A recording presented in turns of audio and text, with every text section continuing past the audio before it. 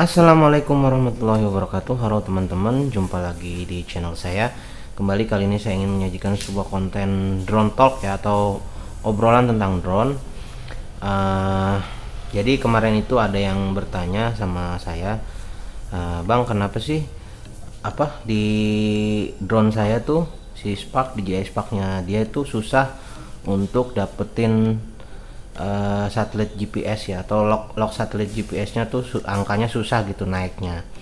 Sebenarnya ada beberapa penyebab sih susah dapetin sinyal GPS. Tapi untuk sebelum itu kalian juga harus tahu nih gimana sih cara kerjanya satelit GPS itu terhadap drone ya, untuk mendeteksi posisi drone tuh gimana gitu cara kerjanya. Nah, ini gue ada penjelasan singkat ya, tapi mohon maaf apabila ada kesalahan karena gue juga dapat infonya dari searching di web browser di Google aja gitu. Jadi kalau ada kesalahan penjelasan mohon dimaaf karena gue juga bukan seorang expert di bidang GPS ya. Jadi sistem kerjanya si satelit GPS itu ini misalnya si satelit ya, dan ini drone-nya. Jadi si satelit itu mengirimkan sinyal secara konstan gitu. Selama dia mengorbit bumi itu dia mengirimkan sinyal GPS secara konstan ke bumi. Nah, di drone-nya ini dia ada receiver, ada modul GPS namanya. Jadi dia fungsinya menerima sinyal yang dikirimkan oleh satelit. Jadi seolah-olah si satelit ini kalau diibaratkan kayak benang ya, ada benang ya yang menghubungkan antara satelit dengan si drone. Nah, gimana sih si receiver drone ini ngukur jarak ya, atau posisi dia di mana itu? Dia mengukurnya dengan cara menghitung waktu yang dibutuhkan si sinyal satelit yang dikirimkan GPS ini ke modul receivernya. Berapa lama waktu yang dibutuhkan untuk menerima sinyalnya gitu. Jadi dia bisa dengan mengukur lama waktu sinyalnya itu dia bisa tahu berapa jauh jarak si drone ini ke satelitnya. Nah, jadi ibaratnya kayak ada, seperti yang gue jelasin tadi, seperti ada benang ya antara yang menghubungkan antara satelit dan drone. Nah, supaya dia lebih akurat dalam mendeteksi jarak dan posisinya si drone ini, tentunya harus cukup banyak satelit yang mendeteksi ya, yang ibaratnya yang terhubung dengan si drone ini. Harus banyak yang ngikat lah istilahnya benangnya gitu, untuk tahu jarak dan kalau pergeserannya gitu. Jadi kalau di penjelasan di internet sih yang gue baca itu, untuk mendeteksi pergerakan horizontal ya, atau bujur dan lintang, itu cukup hanya butuh 3 satelit minimal untuk mendeteksi gerakan horizontal ya, bujur dan lintang. Tapi kalau untuk mengukur pergerakan naik turun, jadi 3 dimensi lah istilahnya, dibutuhkan satelit lebih dari itu teman-teman. Jadi harus lebih dari 3 gitu untuk mendeteksi pergerakan 3 dimensi gitu ya. Nah, sedangkan kalau di Spark sendiri ya, kalau di Spark sendiri itu baru ibaratnya baru aman, atau indikator GPS-nya itu baru hijau itu ketika di atas 8 satelit gitu teman-teman. Nah, itu ya itu ya penjelasan singkat tentang GPS ini, cara kerjanya. Jadi dia menghitung jarak waktu yang dibutuhkan sinyal dari satelit GPS ke drone-nya, diukur jarak waktunya gitu untuk bolak-balik. Ibaratnya dia nerima ya, bukan bolak-balik ya, nerima sinyal dari satelit GPS-nya gitu teman-teman. Nah, ada beberapa faktor yang bisa bikin susah untuk ngelok sinyal GPS. Pertama, kalau kalian main di cuaca yang mendung teman-teman. Kalau cuacanya berawan bakal mempersulit, lebih sulit lah, relatif lebih bisa tapi relatif lebih lama gitu untuk lock GPS-nya, karena sinyalnya dari satelit itu terhalang oleh awan hujan ya, awan mendung yang notabene banyak mengandung uap air ya, jadi bisa ngeganggu tangkapan sinyal satelit dari satelit GPS-nya. Itu kalau mendung lebih susah, satu. Kedua, bisa juga kalau terik panas banget. Terik panas banget itu juga bisa lebih susah dapetin sinyal GPS-nya. Itu yang kedua. Hujan dan terlalu panas juga agak susah gitu kalau dapetin sinyal GPS.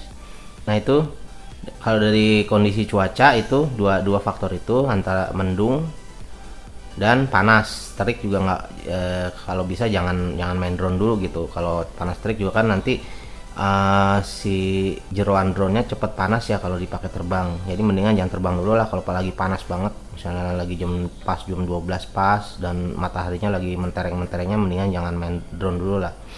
Gitu teman-teman.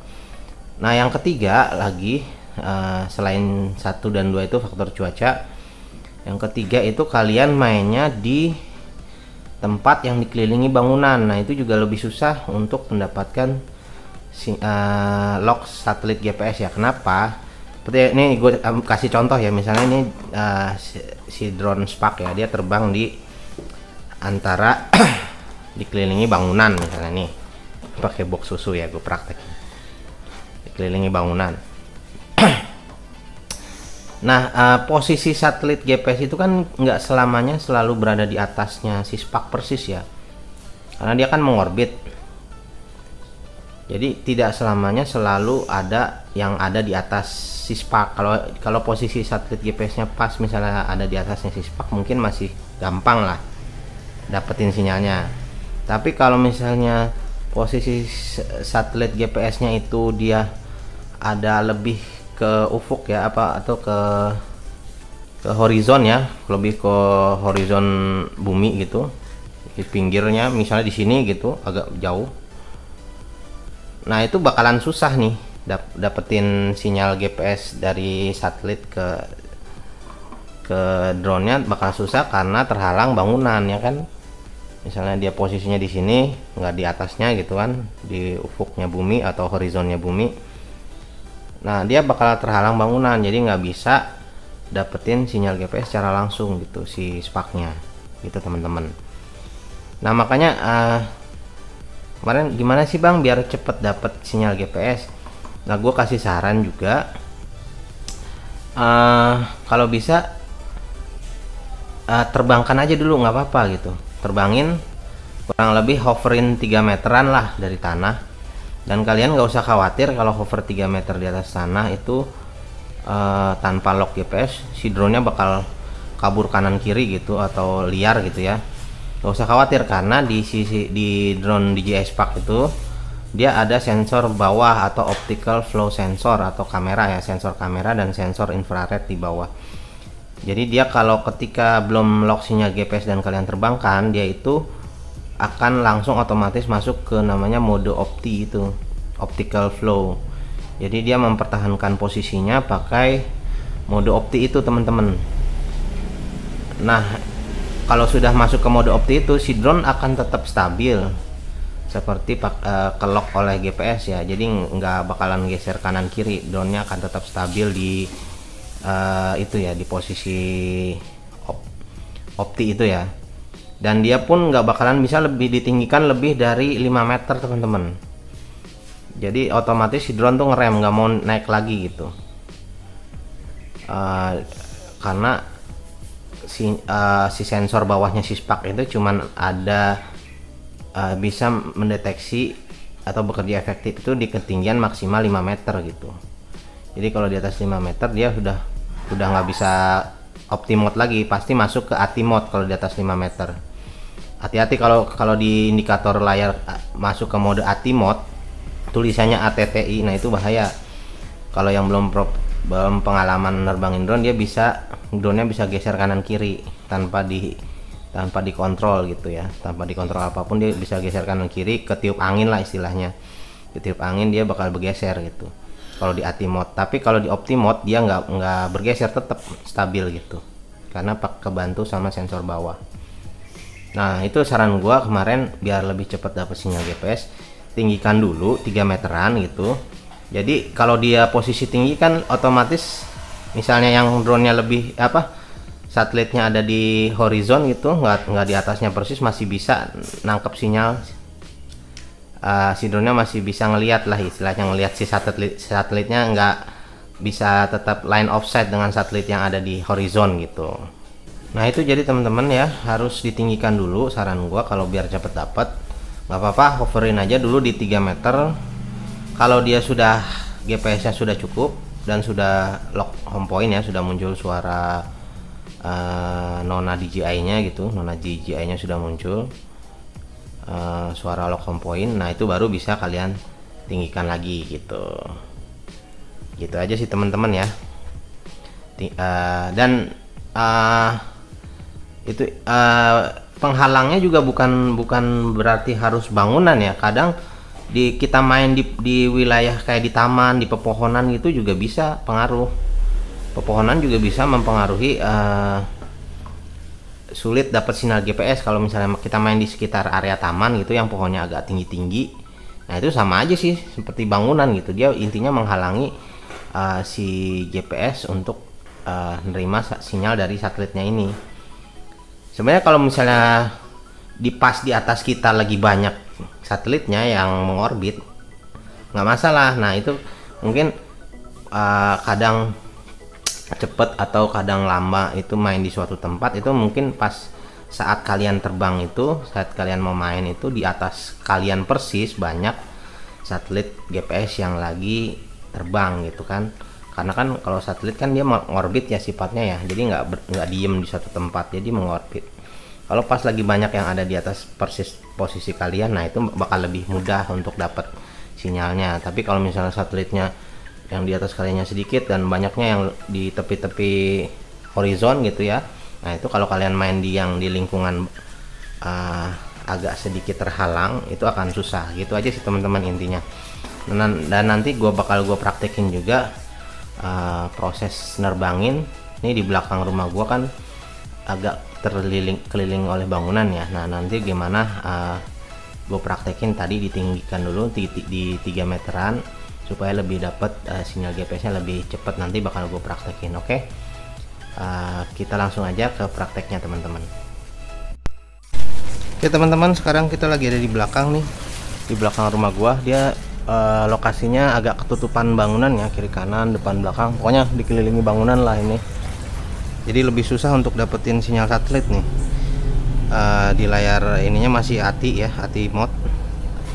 Kita rekam dulu layarnya biar lebih jelas. 3, 2, 1 ya, mulai direkam layarnya. Nah kalau kalian lihat di sini posisinya masih ATI mode ya teman-teman, karena agak susah nih kalau di sini dapetin sinyal GPS. Beda kalau saya main agak di depan rumah, nggak terlalu dekat banget bangunannya, bisa kalau di depan rumah. Nah kalau di sini masih ATI mode nih, sama sekali belum lock sinyal ya. Nah kita coba terbangin aja si drone-nya. Di petanya juga kalau kalian lihat di sini belum ada logo H-nya ya, berarti belum lock home point. Langsung kita terbangin aja si drone-nya. Nah kalau kalian lihat nanti begitu terbang dia langsung ke opti mode teman-teman, si Spark.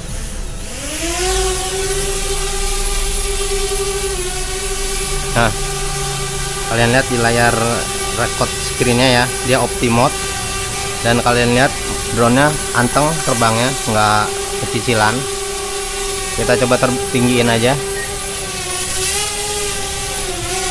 Sekarang sudah di 3 meter segini, kita tinggiin lagi.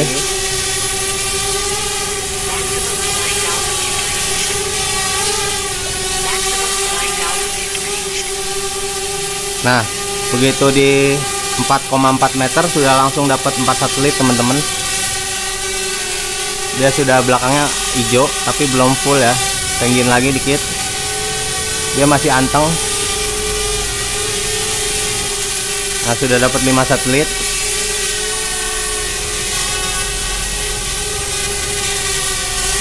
Kita agak geser dikit.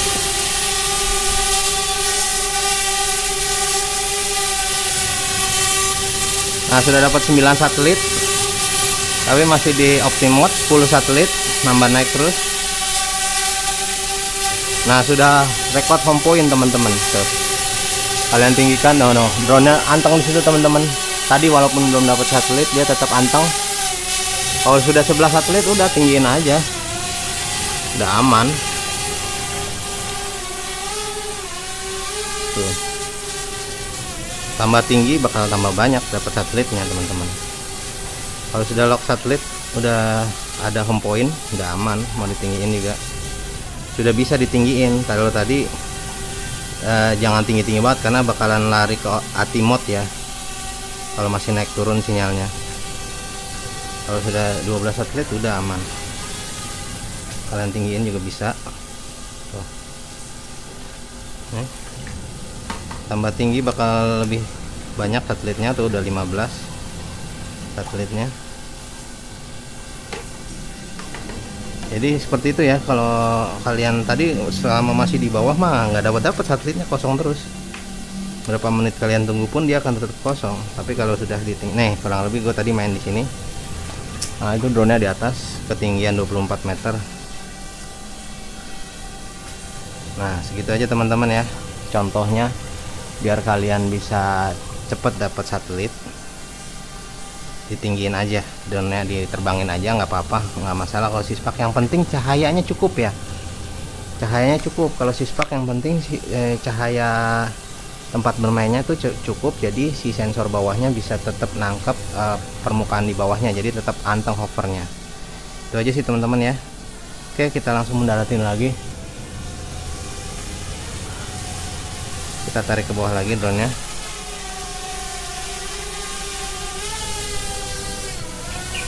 Sudah 18 satelit, udah aman.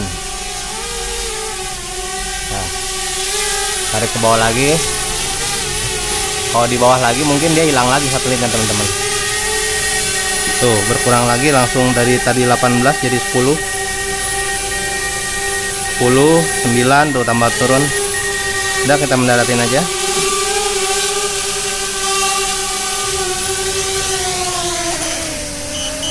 Tuh, sampai di bawah langsung GPS-nya berkurang lagi banyak, cuman tinggal 4 ya, 4-5. Oke, segitu aja prakteknya ya, biar cepet dapat GPS. Jadi kalian terbangkan aja, tipsnya terbangin dulu 3-5 meter, maksimal 5 meter lah terbangin, karena di atas 5 meter itu dia pindah ke ATI mode, hati-hati. Kalau sudah GPS cukup baru diterbangin tinggi lagi gitu teman-teman ya. Segitu aja tipsnya. Jangan lupa kalau kalian suka video ini, jangan lupa diklik like, share, comment, and subscribe my channel. See you on the next video. Bye bye.